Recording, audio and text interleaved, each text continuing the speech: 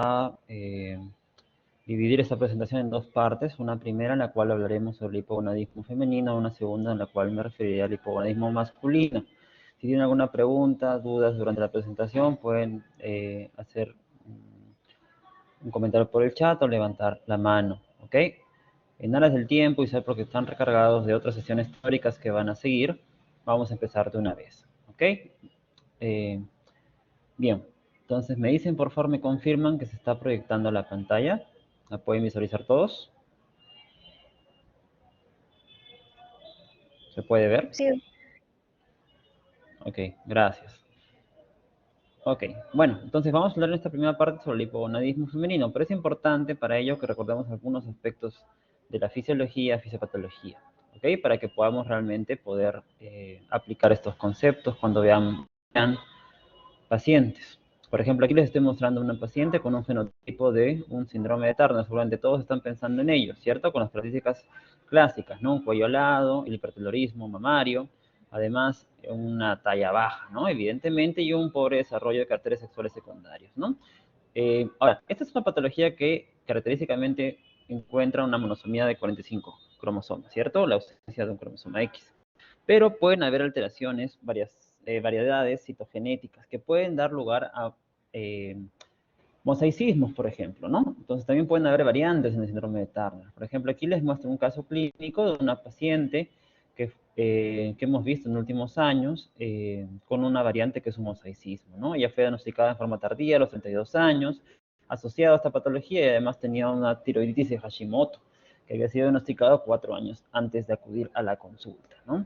Dentro de sus exámenes, dentro de su evaluación, en relación a sus antecedentes ginecológicos, esta paciente sí había presentado menarquia, ojo, y lo que sí se encontraba era una historia de infertilidad y además había una disminución en la expresión de los caracteres sexuales secundarios, ¿no? Desde el punto de vista de estudios hormonales encontramos también lo que se corrobora, ¿no? Un hipogonadismo hipergonadotrófico, característicamente en esta paciente.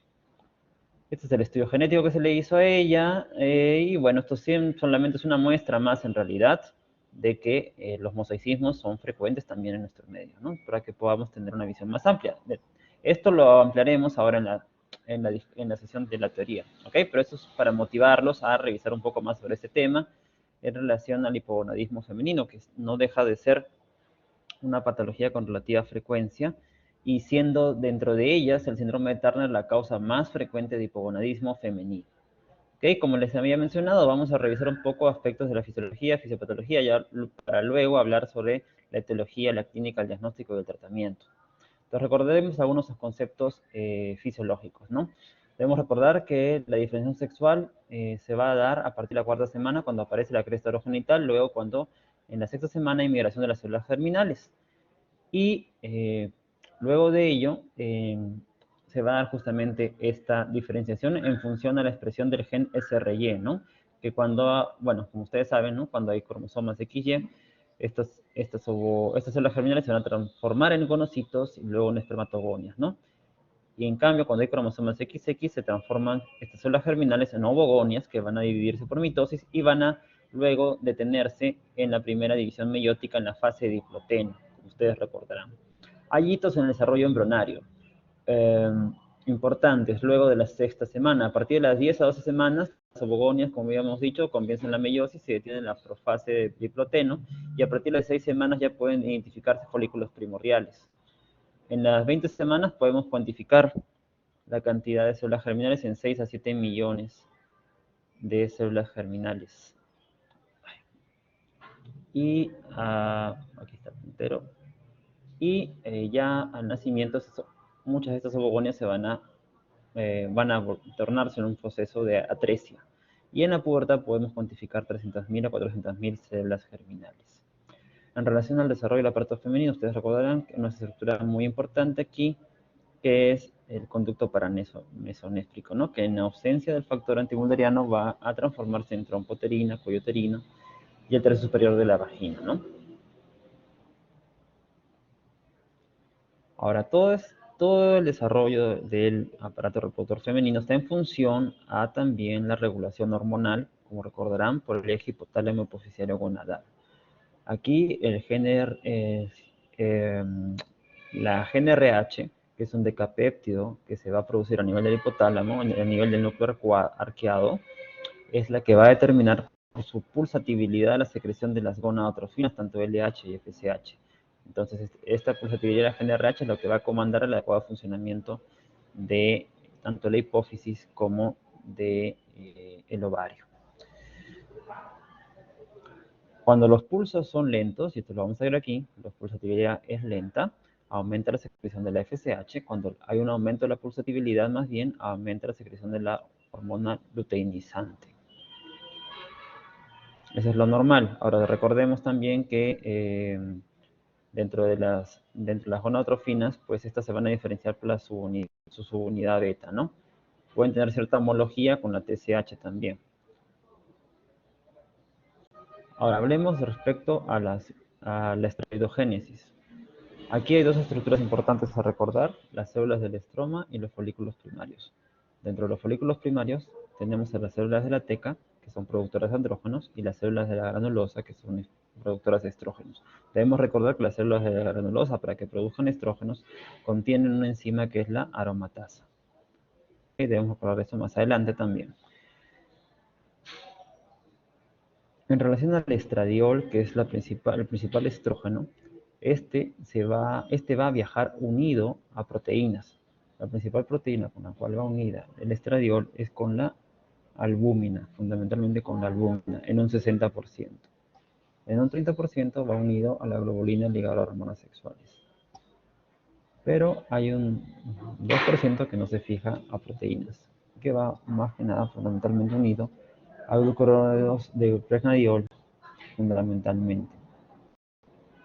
Esta es la enzima importante, la aromatasa, que va a determinar la secreción de los estrógenos.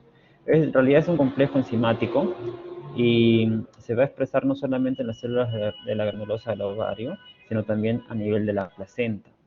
Y tiene una importancia también en otros tejidos como el hipotálamo, el hígado, el músculo y sobre todo el tejido adiposo subcutáneo. También en la mama y en el tejido canceroso mamario. De tal forma, por ejemplo, ¿cuándo adquiere esta importancia estos tejidos, excluyendo al ovario? Sobre todo en las posmenopáusicas, ¿no? Una fuente de producción periférica de estrógenos en la posmenopáusica es el tejido adiposo. Se sigue produciendo estrógenos, obviamente, pero en menor cantidad, y un estrógeno que no es el más potente. Estamos hablando básicamente de la estrona. Bueno, respecto a los andrógenos, en la mujer también aquí hay diferencias, ¿no? Aquí los andrógenos respecto al varón. Los andrógenos tienen una mayor importancia que en el varón, porque la dihidroepiandrosterona y la androstenediona van a contribuir con el 50% para la producción de estrógenos. El otro 50% lo dan los ovarios. Entonces los andrógenos que se producen a nivel de la glándula suprarrenal son una importante fuente de andrógenos en la mujer.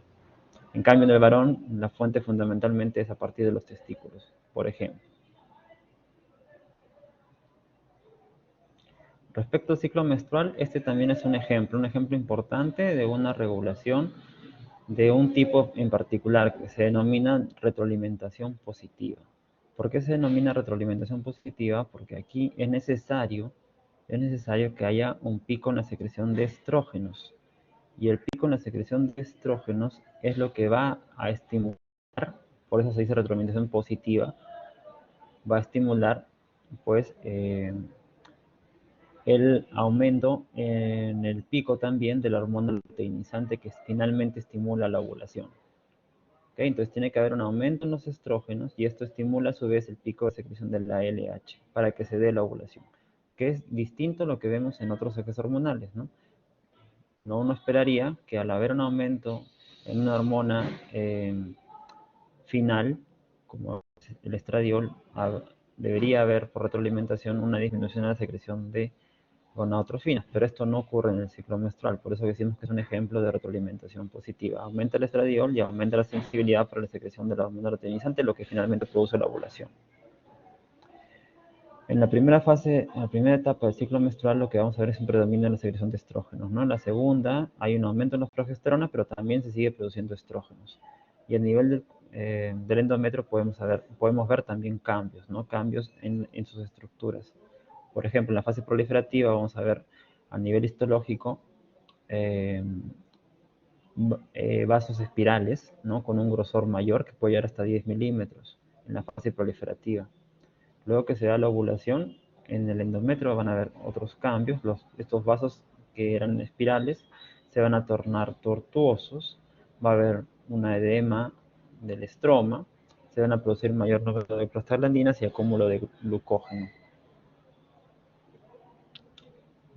Y si no se ha dado la implantación, finalmente va a darse la menstruación.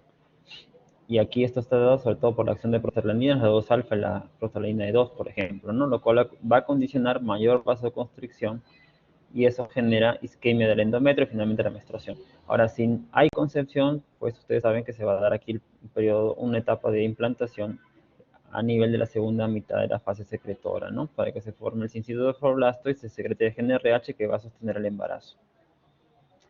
También, si hablamos a nivel del ovario, podemos hablar de etapas, ¿no? La etapa folicular y la fase lútea, fundamentalmente, correlacionado a los cambios que también ocurren a nivel del endometrio. Ahora, respecto a las gónadas, tienen funciones, ya hemos visto hormonales, también reproductoras. Hablemos un poco de las funciones hormonales en función a cuáles son las principales hormonas que se producen en los ovarios, fundamentalmente estrógenos. También se producen andrógenos y la progesterona, ¿no? Además de los ovarios, fuentes de estas hormonas incluyen a la glándula suprarrenal, tejido adiposo y la placenta. La síntesis de estrógenos y andrógenos tiene que ver con la síntesis de colesterol, ¿ok? Comparten vías enzimáticas comunes los ovarios y la glándula suprarrenal, por ejemplo. Dentro de los estrógenos hay unos más potentes que otros. Tenemos al estradiol, que es el más potente, la estrona y luego el estriol. El estriol se produce fundamentalmente a nivel de la placenta. La estrona la podemos encontrar, por ejemplo, en las menopáusicas, en el tejido adiposo. Y el estradiol fundamentalmente es de fuente ovárica. Como les había dicho, el principal transportador del estradiol es la albúmina. Vamos a ver qué hay diferencias respecto a lo que ocurre en el varón.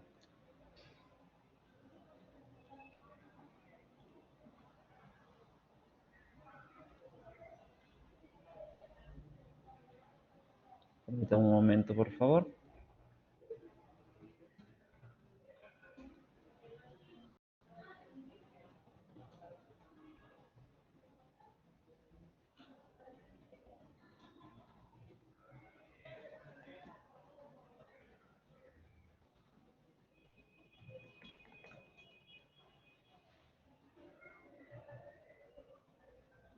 Ok, entonces continuando, hay que ver también funciones fuera de las netamente reproductoras de los estrógenos o progesteronas. Por ejemplo, los estrógenos influyen en la distribución de la grasa corporal. Por ejemplo, un paciente que tiene hipogonadismo, pues puede tener mayor riesgo de desarrollar obesidad central, por ejemplo, ¿no? Los estrógenos también tienen que ver con el cierre del cartílago de crecimiento durante el periodo de la pubertad, ¿ok?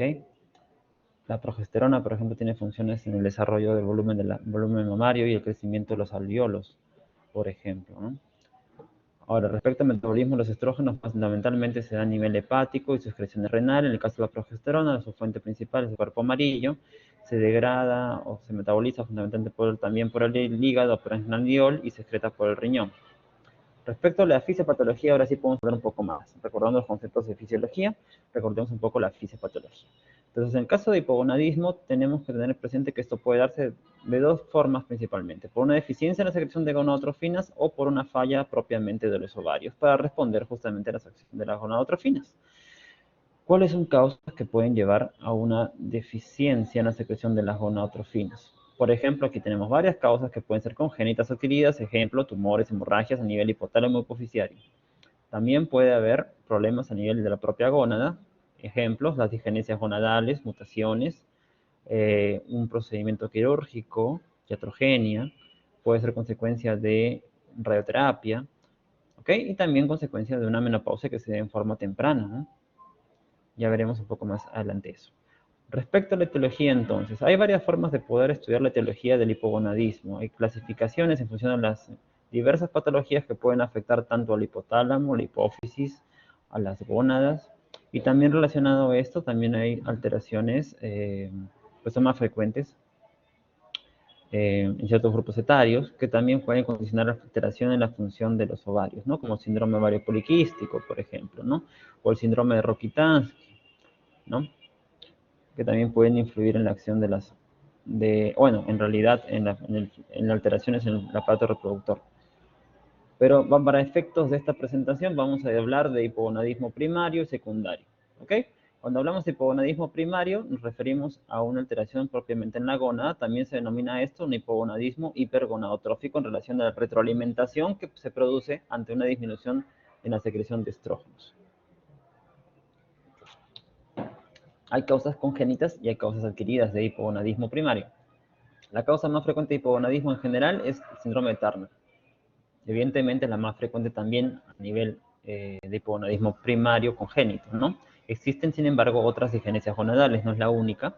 Puede darse también por una agenesia de las gónadas, un defecto enzimático en la síntesis de estrógenos. Hay síndromes también o trastornos de diferenciación sexual que también pueden conllevar a un hipogonadismo, lo vamos a conversar ahora, o también procesos autoinmunes como la oforitis autoinmune, anticuerpos contra los ovarios, pueden ser partes todos de un síndrome poligranular, por ejemplo, y también puede darse o desencadenarse por fármacos. Las causas adquiridas relativamente más comunes suelen darse en el contexto sobre todo de un hipopituitarismo, podemos comentarlo más adelante. Hablemos un poco más de las causas congénitas en este caso. De las primarias, ¿no? Las más frecuentes es el síndrome de Turner. En relación al síndrome de Turner, les había mencionado que hay variantes. La más frecuente es una monosomía del cromosoma X y el fenotipo clásico, ¿no? Como lo vemos aquí, con el paciente con el cuello alado. También podemos ver un acortamiento del cuarto metacarpiano, no se había mencionado ello, además del hipertelorismo, la obesidad central, la talla baja, ¿no?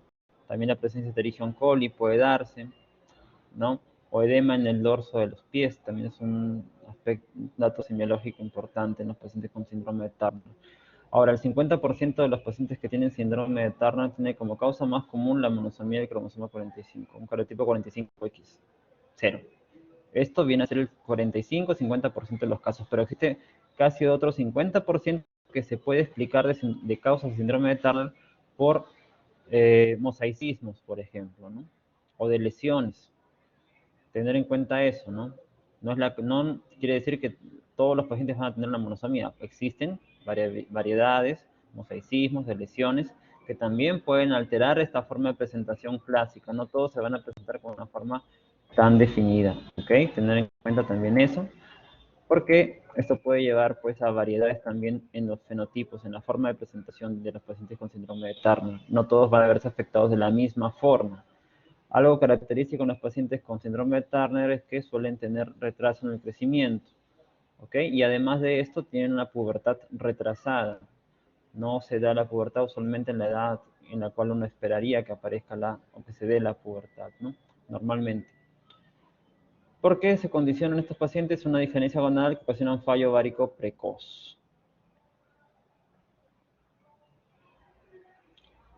Bueno, dentro de las características del síndrome de Turner es frecuente encontrar en ellos anomalías, manifestaciones clásicas en cuanto al fenotipo, que ya los hemos mencionado, pero también puede haber compromiso de otros órganos, puede haber hipoacusia neurosensorial, puede haber también eh, alteraciones en relación al desarrollo cardiovascular, mayor riesgo de cortación de la aorta. Algo que es importante tener en cuenta es que estos pacientes no suelen tener un compromiso severo de su coeficiente intelectual. ¿Okay? Solamente el 10% presenta algún grado de retraso mental. Si esto ocurre es leve. ¿Okay? También pueden haber alteraciones endocrinológicas relacionadas al síndrome de Turner que son de mayor frecuencia. Por ejemplo, la obesidad central, por lo tanto, resistencia a la insulina, por tanto, mayor riesgo de diabetes tipo 2. Siempre hay que hacer la búsqueda de estas complicaciones metabólicas en estos pacientes. Y también se asocia a mayor riesgo de enfermedades autoinmunes como la tiroides Hashimoto, como la paciente que les mostré al inicio, por ejemplo. En relación a las manifestaciones esqueléticas, la presencia de osteoporosis y fracturas también son más frecuentes en los pacientes con síndrome de Turner, relacionado esto probablemente a alteraciones en el gen DAX que se pueden describir en los pacientes con síndrome de Turner. Estas son las alteraciones cardiovasculares que también deben recordar. En los pacientes con síndrome de Turner es frecuente encontrar malformaciones congénitas como corrosión de la aorta, una válvula aórtica bicúspide, un ventrículo izquierdo hipoplásico, e incluso una disección de la aorta. También pueden haber alteraciones renales como rotación, duplicación del sistema pilocalicial, un riñón en herradura o la presencia de hidronefrosis. Como les había mencionado, existen homozaicismos. ¿Por qué les presento esto? Porque muchas veces pueden encontrar pacientes que no tengan todas las manifestaciones clásicas de síndrome de Turner. ¿Okay? Y algo importante ocurre en estos pacientes, que pueden desarrollar gónadas rudimentarias. Y en algunos pacientes, no en todos, estas gónadas rudimentarias tienen mayor riesgo de malignizarse. Entonces, hacer un diagnóstico de estos mosaicismos también va a ser importante para tener una intervención terapéutica oportuna. Sobre todo, hay mayor riesgo de una transformación tumoral maligna cuando hay, por ejemplo, mosaicismos que incluyen el cromosoma Y.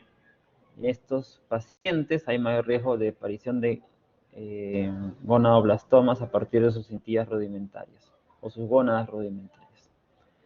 Bueno, además del síndrome de Turner, otra causa de hipogonadismo hipergonadotrófico, dentro de las cuales también se incluye, son las digenesias, ¿no? Por ejemplo, las digenesias, otras digenesias, como la digenesia gonadal pura. Estos pacientes nacen con un fenotipo de mujer, no tienen ambigüedad sexual, suelen tener talla normal o alta, tienen sí un hábito eunucoide, e incluso pueden pasar desapercibidos y ser diagnosticados en forma tardía, ¿no? Durante la pubertad. También existen otras digenesias gonadales, como el síndrome de Perrault, en el cual estas se heredan con un patrón de herencia autosómico recesivo y puede ir asociado a alteraciones, en este caso, como hipoacusia neurosensorial. También puede haber gónadas rudimentarias en cintilla en lugar de los ovarios y amenorrea primaria. Son otras digenesias gonadales. Otra digenesia gonadal que también se describe, aunque aquí el garotipo es XY, es el síndrome de Swyer. En el síndrome de Swyer vamos a ver que se trata de una digenesia gonadal pura XY. El paciente tiene un fenotipo femenino con amenorrea primaria y con ausencia de caracteres sexuales secundarios. Ahora, estas gónadas son digenéticas y tienen también un mayor riesgo de desarrollar o malignizarse y convertirse en digerminomas. Pueden también haber defectos en cualquiera de las vías enzimáticas que condicionan hipogonadismo hipergonadotrófico, ¿no? Por ejemplo, imaginen una deficiencia o un bloqueo a nivel de la 17-20 liasa puede también condicionar menor secreción de estrógenos y consecuentemente hipogonadismo hipergonadotrófico. También existe otro síndrome importante a recordar, que es el síndrome de Morris, de repente ustedes lo han escuchado, o también llamado un síndrome de insensibilidad a la acción de la testosterona o los andrógenos. Como podrán ir pensando seguramente, estos pacientes tienen un cariotipo masculino, 46XY, pero hay una insensibilidad a la acción de los andrógenos, de tal forma que van a tener un fenotipo normal, pueden también presentar talla alta, incluso pueden desarrollar glándulas mamarias, puede haber vello escaso y una vagina ciega. Ahora, hay variantes, hay síndromes de insensibilidad completa o parcial. ¿Okay? Si hay una insensibilidad completa, el fenotipo va a ser femenino, pero estos pacientes no van a desarrollar caracteres sexuales secundarios cuando ocurra la pubertad y van a presentar sí amenorrea primaria. Incluso los testículos pueden ser intraabdominales y estos también pueden malignizarse, ¿no? Ese es un problema con los pacientes con síndrome de Morris, que es otra causa de hipogonadismo hipergonadotrófico. Y bueno, algo que puede ser un poco más común es el hipogonadismo hipergonadotrófico relacionado a una insuficiencia ovárica prematura, ¿no? Estos pacientes tienen amenorrea secundaria, o sea, se han presentado menstruación anteriormente, tienen deficiencia de hormonas de estrógenos, quiero decir, y tienen niveles altos de FSH por encima de 40, por lo menos en 2 ocasiones.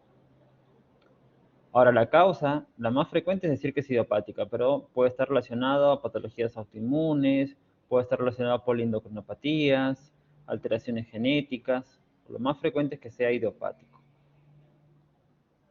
Usualmente se da cuando aparece una menorrea secundaria en pacientes menores de 40 años. Bueno, es un diagnóstico de descarte también, podríamos decir, de esta entidad. Por otro lado, hablamos ahora del hipogonadismo hipogonadotrófico, donde el defecto está fundamentalmente a nivel del hipotálamo o en la hipófisis. ¿Ok? El término alude a cualquiera de estas alteraciones en cualquiera de estos dos niveles. Podemos hablar de hipogonadismo hipogonadotrófico o secundario en relación a alteraciones ya sea en la hipófisis o el hipotálamo que pueden ser congénitas o adquiridas. Si hablamos de hipogonadismo hipogonadotrófico de causa congénita adquirida, también podemos hablar de causas orgánicas y funcionales. Quizás las causas funcionales son las que podemos ver con más frecuencia, sobre todo relacionado, por ejemplo, a ansiedad, trastornos de estrés, trastornos de alimentación, por ejemplo, ¿no? Como la anorexia, la bulimia, puede condicionar alteraciones del eje hipotálamo hipoficiario gonadal. Y las causas orgánicas que son más comunes pueden ser congénitas adquiridas, ¿no? Congénitas, anomalías genéticas adquiridas, daños que pueden ocurrir en el hipotálamo, en hipófisis, por ejemplo, una infección, por ejemplo, radioterapia, o la aparición de un adenoma hipofisiario, ¿no? Bueno, veamos algunas de ellas, por lo menos las más importantes.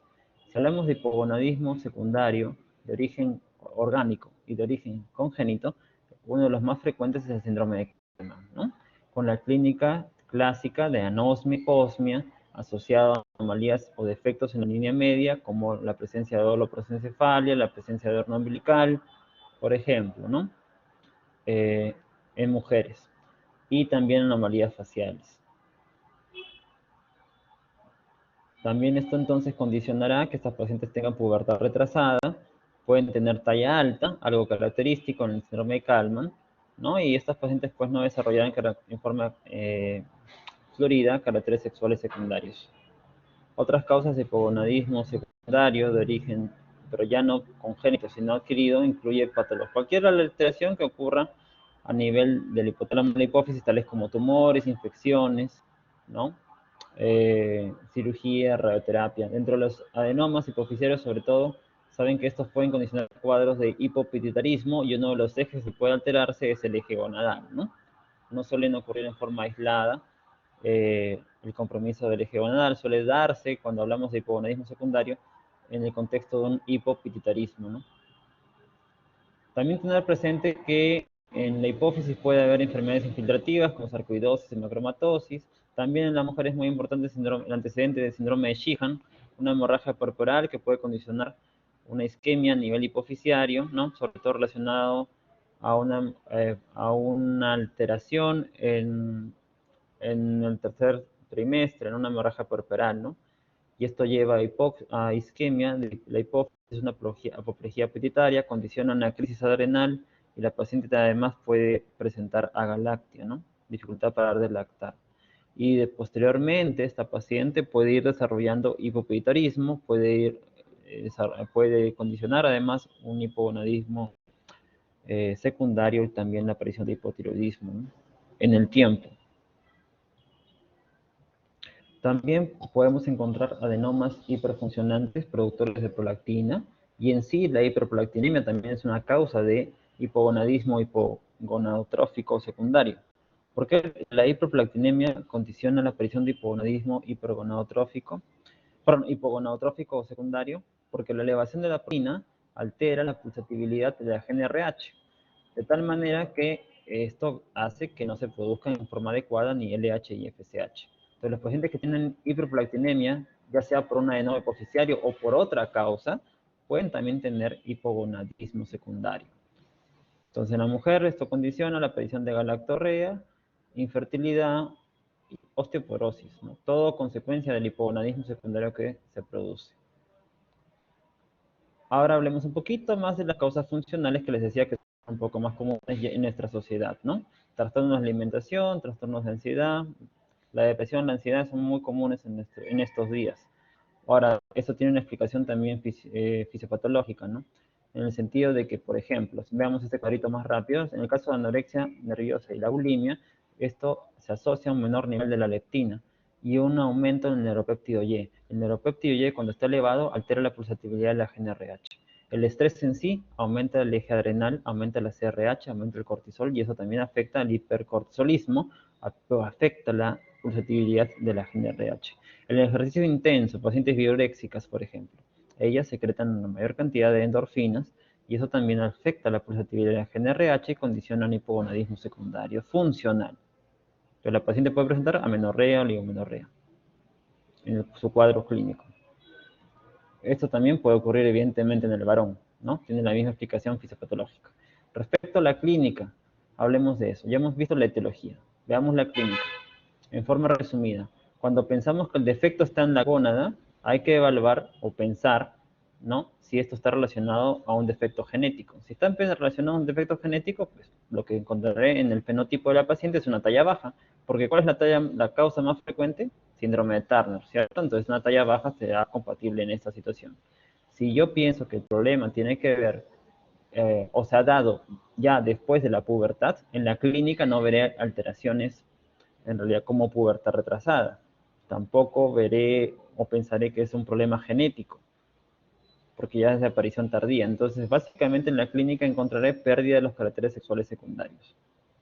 Si el problema está a nivel de la hipófisis y esto apareció antes de la pubertad, pensaré que puede ser un problema, por ejemplo, un tumor hipofisiario, podría ser un síndrome de Kallmann. Generalmente, entonces, lo que aquí vamos a encontrar es una deficiencia en los estrógenos que va a permitir que siga el crecimiento de los huesos largos. Por eso que en su fenotipo encontraré en estos pacientes que no han presentado pubertad una talla alta, con un hábito corporal infantil. Si se ha dado después de la pubertad, ya se dio el cierre del cartílago de crecimiento. Por tanto, estos pacientes no van a tener talla alta, sino básicamente disminución también de caracteres sexuales secundarios. Ok, entonces recordemos que la clínica va a variar si el efecto se ha producido antes de la pubertad o después de la pubertad. El hipogonadismo se ha dado antes de la pubertad o después de la pubertad. Eso es importante para diferenciar el cuadro clínico en los pacientes y pensar si el problema es de origen genético a nivel ovárico o es un problema a nivel hipotalámico. También eso condicionará, por ejemplo, si es talla baja, si es un problema genético como síndrome de Turner, talla baja, y si es un problema hipofisiario hipotalámico, una ausencia del cierre cartílago de crecimiento y podría haber talla alta, por ejemplo, ¿no? Y bueno, lo que es común independientemente de la edad son los trastornos menstruales. Vamos a encontrar amenorrea primaria, ¿no? Amenorrea primaria o secundaria, dependerá si eso si se dio o no la pubertad. Y alteraciones de caracteres sexuales secundarios, menor desarrollo biopúbico axilar, hipotrofia de las mamas, anovulación e infertilidad. Si es un prepuber, básicamente las variaciones tienen que ver con la talla. Talla alta si pienso que es un origen, por ejemplo, secundario. Talla baja si pienso que es un hipogonadismo primario, sobre todo pensando que puede ser un síndrome de Turner. Si hablamos de desarrollo sexual, va a haber ausencia de menarquia y atraso en el desarrollo de caracteres sexuales secundarios. Hay ciertos hitos para hablar de la normalidad. Generalmente cuando hablamos de hipogonadismo primario o hipogonadismo hipergonadotrófico no va a haber cambios de caracteres secundarios, tampoco va a haber desarrollo de las mamas a los 13 años, que es un periodo en el cual ya debería haberse dado. Acuérdense que el desarrollo de las mamas es el primer cambio que ocurre en la pubertad. Vamos a encontrar un vello púbico ausente a los 14 años, la menarquia ausente a los 16 años, que es el último cambio que ocurre normalmente en la pubertad. Y la talla baja, ¿no? Si es un hipogonadismo, lo que pensamos hipergonadotrófico, ¿no? Asociado a un tipo de digenesia gonadal como el síndrome de Turner, que es la más frecuente. Siempre pensamos en lo más frecuente. Si es un post-puber, básicamente no hay alteraciones en la talla, pero sí pérdida de caracteres sexuales secundarios.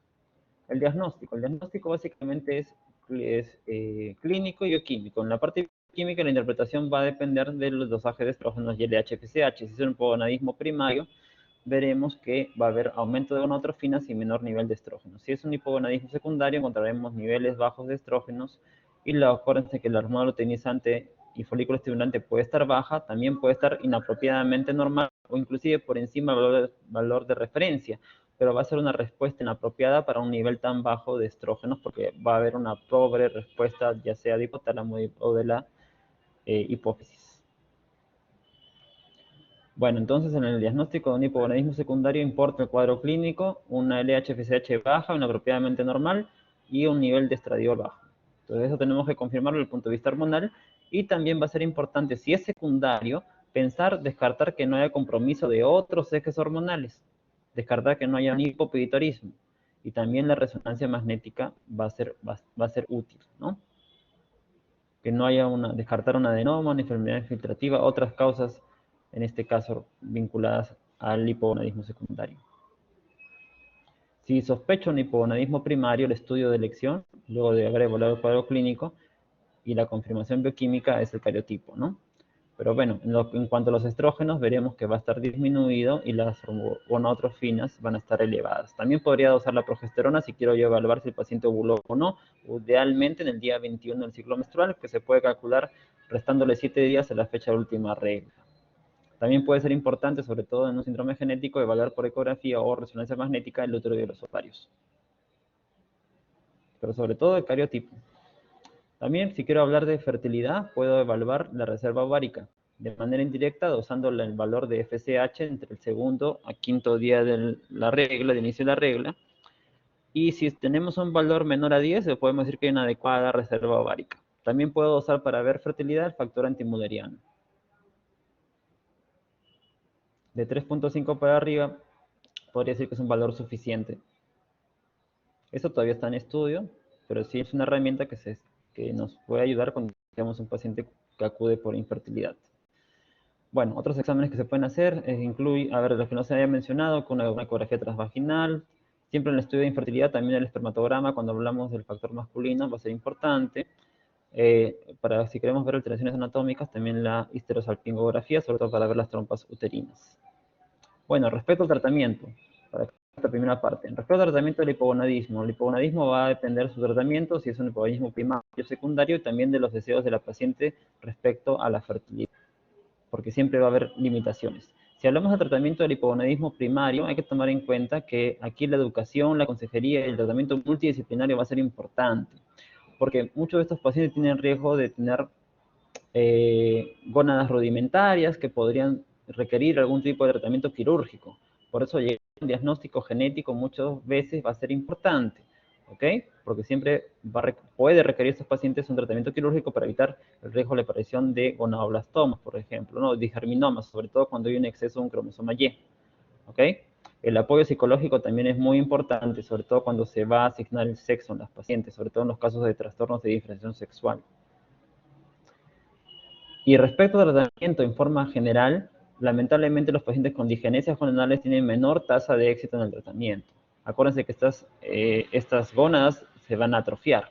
Entonces, la cantidad de folículos que puedan ser viables y ovocitos viables, pues son muy bajos, ¿no? Por eso que decimos que el éxito del tratamiento de fertilidad es muy bajo comparado, por ejemplo, a lo que vemos en el hipogonadismo secundario. Hablemos un poco ahora del tratamiento del síndrome de Turner rápidamente. El tratamiento es multidisciplinario, ¿ok? Siempre aquí hay que tener en cuenta que el tratamiento de la pubertad retrasada puede incluir el uso de estrógenos. El tratamiento de las demás complicaciones, ya sean a nivel cardiovascular, también van a ser importantes, ¿no? Y el seguimiento de las pacientes también va a ser importante para brindarles una calidad de vida.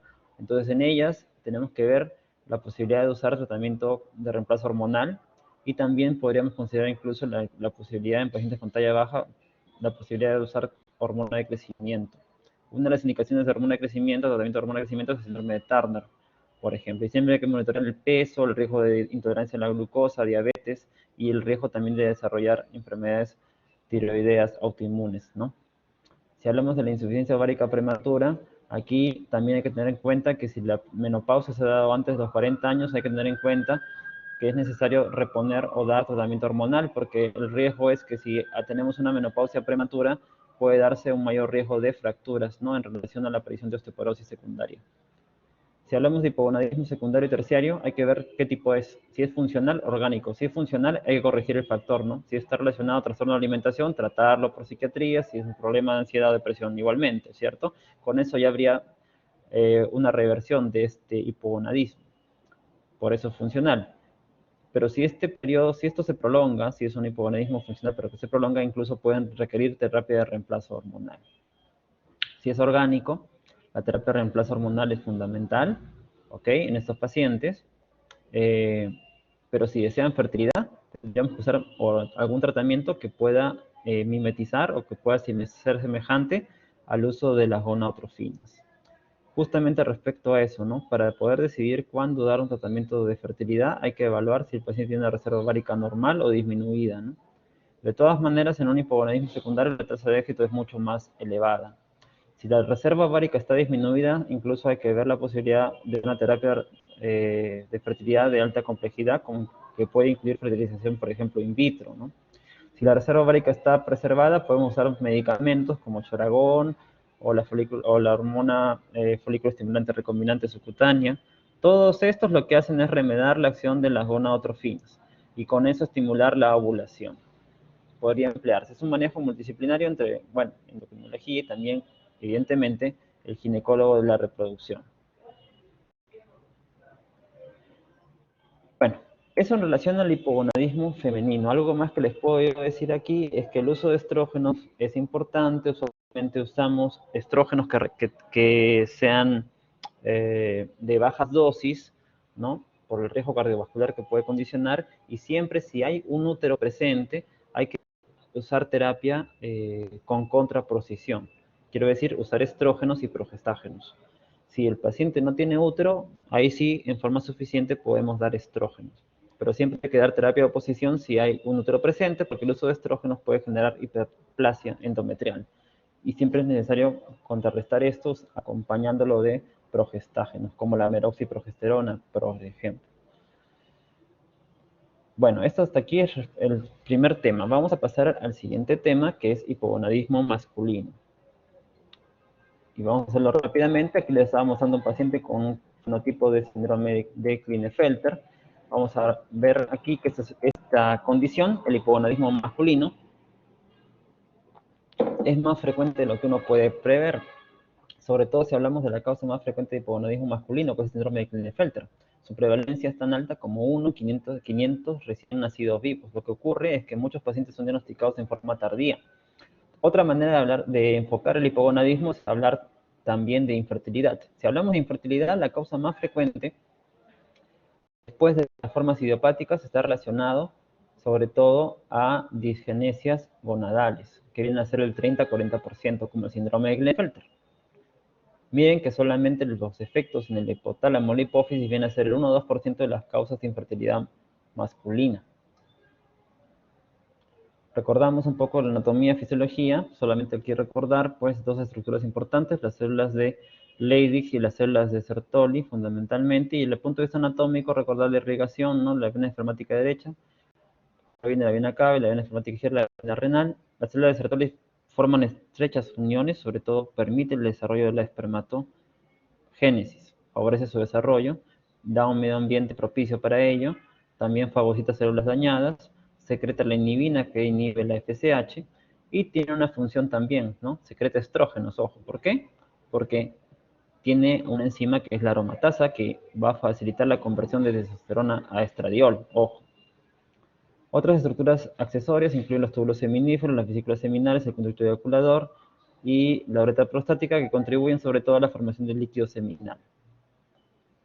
Las dos células más importantes entonces de los testículos son las células de Leydig, o también llamadas células intersticiales, y la célula de Sertoli. La principal hormona que se secreta en las células intersticiales o de Leydig es la testosterona, y la de Sertoli, por tener o contener a la aromatasa, es el estradiol. Respecto a los andrógenos, en el caso del varón, casi el 95% proviene de las células de Leydig. Los andrógenos también contribuyen, pero su importancia es mucho menor si la comparamos con lo que da las células de Leydig, a diferencia de la mujer. La testosterona viaja ligado a proteínas, en este caso la principal proteína que la transporta, a diferencia de la mujer que era la albúmina, es la globulina ligadora a hormonas sexuales. El problema con esta proteína ligadora a hormonas sexuales o globulina ligadora a hormonas sexuales es que puede alterarse en ciertas condiciones. Por ejemplo, la obesidad, el uso exógeno de andrógenos, el hipotiroidismo, la acromegalia, pueden disminuir la producción de esta globulina y por tanto pueden reducir los valores de la testosterona total. Por eso que en estos pacientes deberíamos dosar la testosterona libre para tener una mayor certeza de la función de las gónadas en su producción de testosterona. La forma activa de la testosterona es la forma libre, recuerden eso. ¿Ok? Entonces esta globulina puede alterarse, como les decía, por el uso exógeno de andrógenos en pacientes con acromegalia, hipotiroidismo y pacientes con obesidad. Entonces, no en un paciente obeso lo que deberíamos usar es la testosterona libre y no la testosterona total, justamente por este principio. ¿Ok? El 30% de la testosterona va unido a la albúmina, ojo, y 2% no va fijado. La testosterona se va a producir también a partir del colesterol por esta vía enzimática. Recuerden que esto es común, la vía enzimática es común hasta la formación de androstenediona con la glándula adrenal. Esta etapa, que es la conversión de androstenediona en testosterona por la 17 beta hidroxiesteroide deshidrogenasa, se da fundamentalmente por el testículo. ¿Okay? Ya a nivel periférico se da la forma más potente de testosterona en dihidrotestosterona por la 5-alfa reductasa. También a partir de testosterona puede formarse estradiol, como hemos visto, por la aromatasa.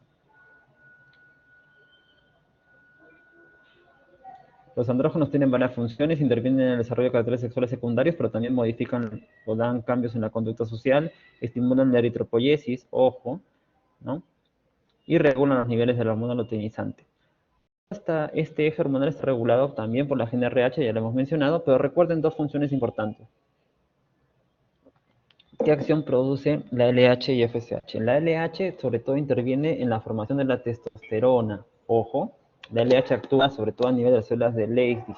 La FSH sobre todo actúa a nivel de la célula de Sertoli, por tanto su principal función tiene que ver con estimular la espermatogénesis. Pero siempre va a ser necesario para que se dé la espermatogénesis, o sea, que esta sea adecuada, que exista un nivel óptimo de testosterona. Todo va de la mano, ¿ok? Si hablamos de la regulación, la LH se produce por consecuencia de los pulsos rápidos de la GnRH y la FSH por los pulsos lentos de la GnRH. El principal inhibidor de la secreción de los andrógenos en el hipotálamo es el estradiol. También puede verse inhibido la LH por la dihidrotestosterona. Veamos esto aquí, ¿no? Tenemos las células de Leydig, ¿no? Y las células de Sertoli, y tenemos como moduladores del eje la inhibina, la hidrotestosterona y los estrógenos, todos los cuales inhiben la secreción de gonadotrofinas. Recuerden entonces que la FSH regula la secreción por la célula de Sertoli, interviniendo en la espermatogénesis, y la LH sobre todo en las células de Leydig, interviniendo en la secreción de testosterona. No todos los andrógenos son igualmente potentes. El potente es la dihidrotestosterona, el que le sigue en potencia es la testosterona y luego los andrógenos suprarrenales. Respecto a la etiología, igualmente como vimos en el caso de hipogonadismo femenino, podemos hablar de hipogonadismo primario y secundario. Primero hablemos del secundario. El secundario puede clasificarse en congénito o adquirido. Si hablamos de causas congénitas, igualmente pensaremos en deficiencia de gonadotrofinas como específicamente asociado a la presencia de anosmia, el síndrome de Kallmann. Pero ojo, pueden darse también casos de deficiencia de GnRH que no cursen con anosmia. ¿Okay? Hay mutaciones en el gen CAL, por ejemplo, ¿no? También puede haber pacientes que tengan deficiencias aisladas de LH, también llamado esto síndrome de eunuco fértil. ¿Por qué eunuco fértil? Son pacientes que tienen niveles adecuados de FSH, entonces teóricamente pueden tener preservada la espermatogénesis, ¿no? Por eso, a eso alude el término fértil. Eunuco, porque la deficiencia de LH puede condicionar menor secreción de testosterona. Bueno, otras causas congénitas pueden ser el panhipopituitarismo congénito, defectos en factores de transcripción, defectos a nivel del desarrollo del sistema nervioso central y también síndromes genéticos que causan o van relacionados al hipogonadismo secundario, como el síndrome de Prader-Willi o el síndrome de Lawrence-Moon-Bardet. Veamos un poquito de ellos más adelante. Vamos a ver un poco más de ellos más adelante. Respecto al hipogonadismo secundario adquirido, ya hemos mencionado, tumores, enfermedades infiltrativas, radioterapia, funcionales, lo que habíamos visto hace un rato, ¿no? Trastornos de alimentación, enfermedades crónicas, ejercicio excesivo, en fin. Respecto al hipogonadismo primario, la causa más frecuente es el síndrome de Klinefelter, que es la causa más frecuente de hipogonadismo, les vuelvo a reiterar. Si hablamos de hipogonadismo primario, puede ser congénito adquirido, ¿no? Además de Klinefelter, puede haber otras alteraciones genéticas, ojo. También puede darse pacientes que tengan varicocele, ¿no? O criptorquidia. Y defectos adquiridos puede estar relacionado al uso de fármacos, traumatismos, torsión testicular, más raro enfermedades autoinmunes, ¿no? Estos son los defectos, otros defectos genéticos aparte del Klinefelter, como puede ser el síndrome de Noonan, que ocurre, es similar a un síndrome de Turner, pero que ocurre en el varón. Igual también se reporta hipogonadismo primario, o dije, en los pacientes que tienen síndrome de Down. Es importante siempre estudiar las causas del hipogonadismo en general, independientemente de la edad. O sea, no porque un paciente sea adulto mayor no vamos a sospechar o estudiar cuál es el origen de un trastorno como el hipogonadismo. ¿Okay? En el varón no podemos pensar que existe una andropausia. ¿Okay? Obviamente los niveles de testosterona van a ser menores que en un joven, pero siempre cuando hay un cuadro clínico debemos estudiar la causa, no atribuirlo a la edad. ¿Okay? No podemos hacer tan simplemente un paralelo como si fuese en la mujer y hablar de menopausia, ¿no? Aquí no se aplica en realidad el término andropausia, no sería lo más apropiado. Bueno, respecto al cuadro clínico, el cuadro clínico va a variar dependiendo de la edad de presentación. Si el hipogonadismo se dio antes de la pubertad, veremos que no se va a dar el cierre del cartílago de crecimiento y por lo tanto esos pacientes van a tener un hábito gnucoide. Si el paciente inició en etapa adulta, aquí no vamos a ver cambios en la talla ni en alteraciones antropomórficas, sino lo que vamos a ver básicamente es una clínica más insidiosa, una pérdida de caracteres sexuales secundarios, una disminución del deseo sexual, ¿no? Puede aparecer también como consecuencia del hipogonadismo, osteoporosis, anemia, dislipidemia, todo consecuencia de la deficiencia de testosterona. Pero no vamos a ver cambios en la talla. ¿Okay? No vamos a ver un hábito gnucoide si se inicia en el adulto, evidentemente. ¿A qué se refiere el hábito gnucoide? El hábito gnucoide básicamente se refiere a dos cosas, ¿no? Un pobre desarrollo muscular y un vello corporal en cantidad y distribución prepuber. Asociado esto a una ausencia del cierre del cartílago de crecimiento. Acuérdense que los estrógenos y la testosterona facilitan el cierre del cartílago de crecimiento. Esos pacientes que han desarrollado un hipogonadismo antes de la pubertad no han cerrado sus cartílagos de crecimiento. ¿Y cómo se evalúa esto en examen físico? Pues evaluando la brazada y la talla. La brazada excede a la talla en 5 centímetros. Y si evaluamos segmentos corporales, el segmento inferior va a ser mucho mayor que el segmento superior, casi más de 5 centímetros. Si hacemos un cociente, el segmento inferior sobre el segmento superior va a ser mayor a 1. Entonces recuerdan que el hábito gnucoide, el término eunuco, se refería, si hablamos de historia universal, en Grecia y Roma, para darnos signos de nobleza, ¿cierto? Eran personas que tenían facies muy delicadas, femeninas, y también bueno, para esto estas personas habían sido castradas, ¿no? A eso alude el término. Del punto clínico, esta es la definición. Bueno, entonces cuando hablamos de hipogonadismo hay que tener en cuenta manifestaciones de la deficiencia de testosterona y también debemos evaluar si el paciente tiene alteraciones en la espermatogénesis y esto si ha derivado en un cuadro clínico, o sea, si hay infertilidad y si hay disminución del tamaño de los testículos. Si es un hipogonadismo prepuber, ya sea primario o secundario, siempre va a haber hábito gnucoide. Si es un hipogonadismo postpuberal primario o secundario, no va a haber hábito gnucoide. Eso está claro, porque ya se dio el cierre del cartílago de crecimiento. No va a haber aumento de crecimiento de huesos largos. Si ya sea que sea prepuberal o postpuberal, lo que sí vamos a encontrar en todos es menor energía, menor libido, puede haber una disminución del tamaño de los testículos, lo que sí podríamos diferenciar es el tamaño del pene, ¿no? Eso sí, no va a verse alterado si el paciente ha tenido un hipogonadismo postpuberal. Menor vello púbico axilar sí lo podemos encontrar en todos, menor masa muscular también en todos. Ginecomastia es más frecuente si el hipogonadismo ha sido prepuberal y de tipo primario. Si es secundario y es un paciente prepuber, sí se puede estar presente la ginecomastia. Si secundario y ha sido de aparición tardía postpuberal, puede que no se dé la ginecomastia. Acuérdense que la ginecomastia es la presencia de tejido glandular mamario en un varón y que esto depende de estrógenos y sobre todo al depender de estrógenos de la célula de Sertoli, y si esto es así, depende de las gonadotrofinas. Si hay deficiencia de gonadotrofinas, no va a haber estímulo para que se dé la ginecomastia. Por eso que en el hipogonadismo secundario postpuberal no es tan frecuente ver ginecomastia. Siempre es importante evaluar la espermatogénesis y descartar que no haya daños también en los túbulos temíferos que pueden intervenir o disminuir el conteo de los espermatozoides, ¿no? Puede haber pacientes que tengan una adecuada secreción de testosterona, incluso de la hormona luteinizante, pero en ellos podría estar habiendo una alteración en la FSH, ¿no? También. Bueno, respecto a los síndromes específicos, hablemos un poquito rápidamente de los síndromes específicos. Síndrome de Klinefelter. Síndrome de Klinefelter en sí es una trisomía en la cual vamos a encontrar una neoploidía, en la cual vamos a encontrar un cromosoma X adicional, que es XXY.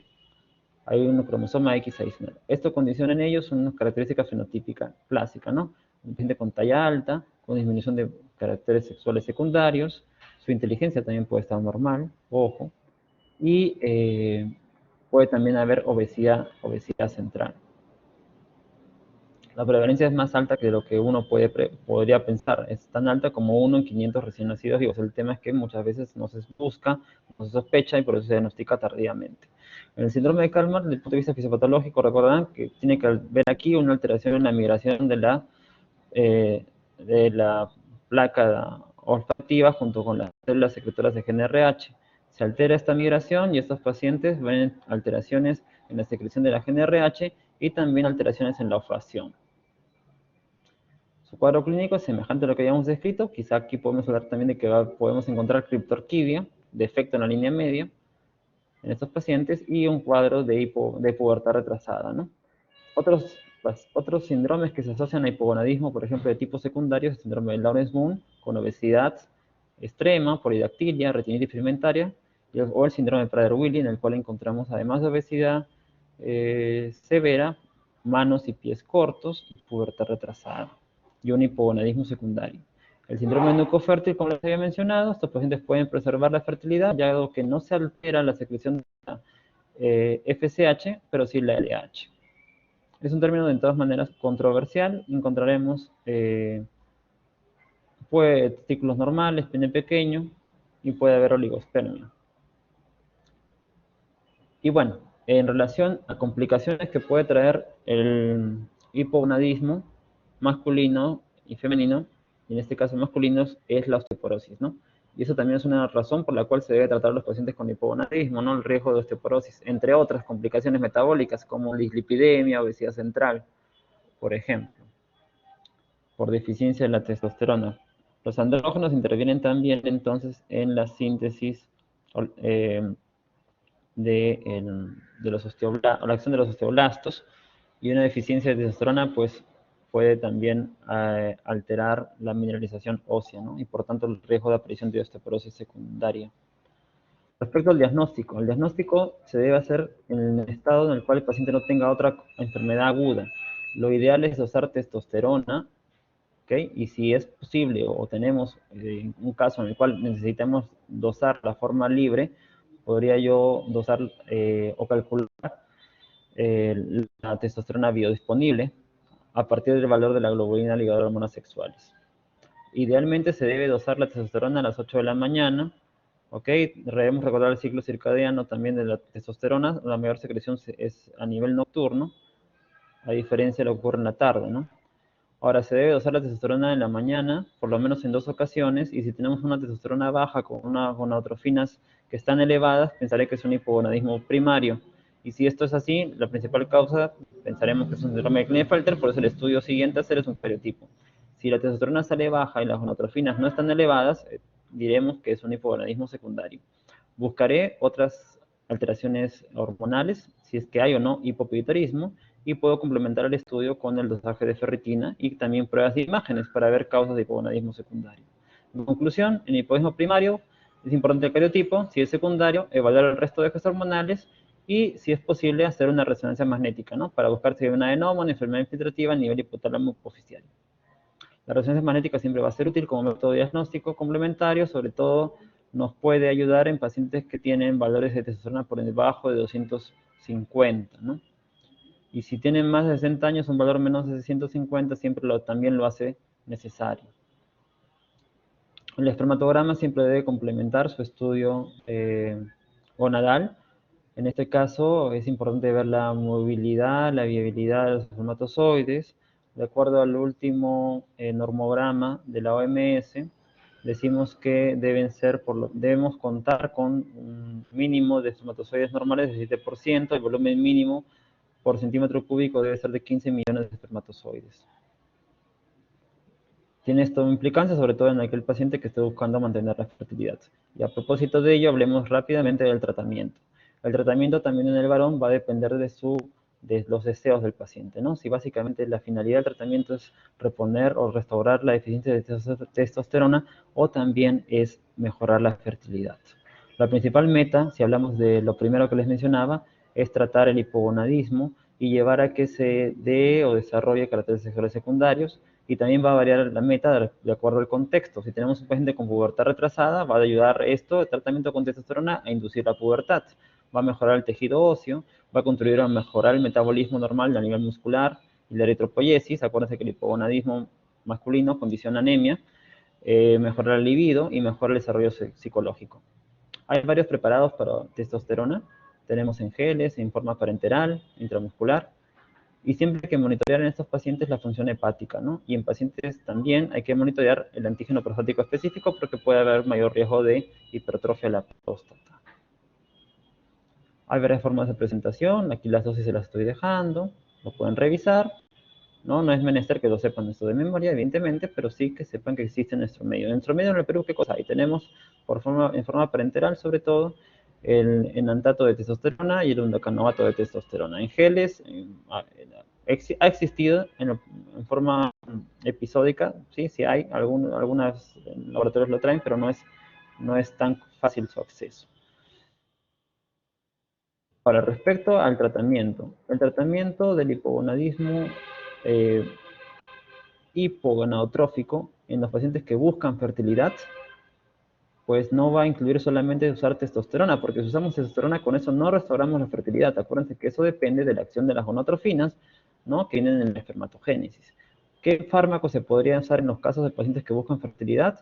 La gonadotrofina corineco-humana. La gonadotrofina corineco-humana tiene una acción semejante a una gonadotrofina que es la hormona luteinizante y podría contribuir, se ha descrito, y vemos algunos pacientes así, a mejorar la espermatogénesis. Usualmente usamos una pauta de 2 o 3 veces por semana de 500 a 1000 unidades internacionales y con ello podemos mejorar el desarrollo de la espermatogénesis.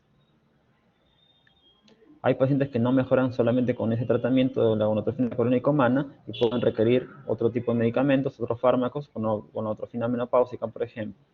¿Okay? Pero ese tratamiento básicamente es para mejorar la fertilidad. Si el problema es primario, ahí sí tenemos problemas.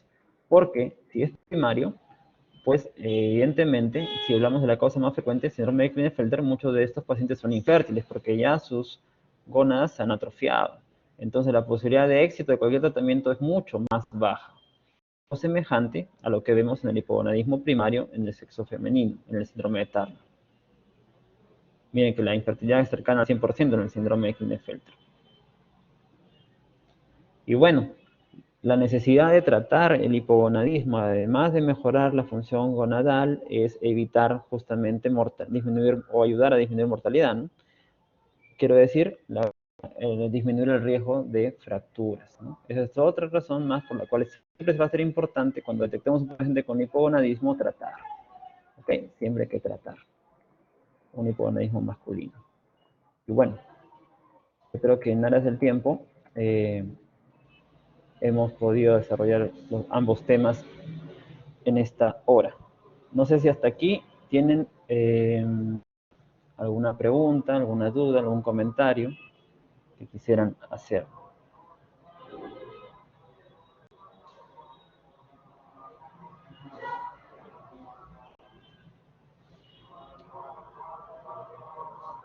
Bueno, si no hay preguntas, En resumen, ¿no? En el caso del síndrome de Turner, perdón, del hipogonadismo femenino, yo les sugeriría que revisen siempre el tema, la patología más frecuente, que es el síndrome de Turner, ¿no? Hemos visto que hay variabilidades genéticas.